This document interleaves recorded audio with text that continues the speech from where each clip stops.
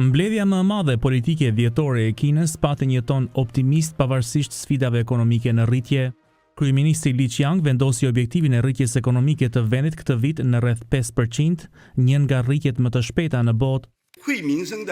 Ky objektiv mbështetet nga potenciali i rritjes ekonomike dhe kushtet e favorshme. Por pavarësisht optimizmit, Kina përballet me sfida të mëdha.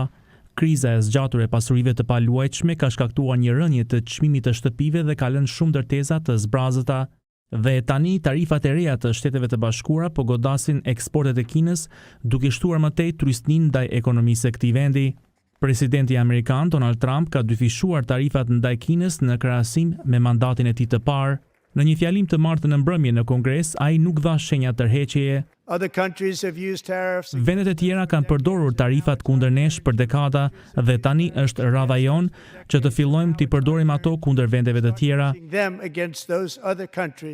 Këtë javë Kina vendosi tarifa ndaj produkteve bujqësore amerikane, por analistët e konsiderojnë reagimin e saj si të përmbajtur.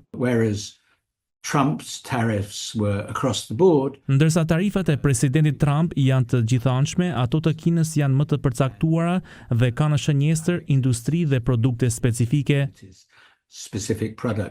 Për të bërë balë tarifave, Kina është përpjekur të japë përparësi konsumit të brendshëm, por ekonomia e saj do të vazhdojë të përballet me sfida.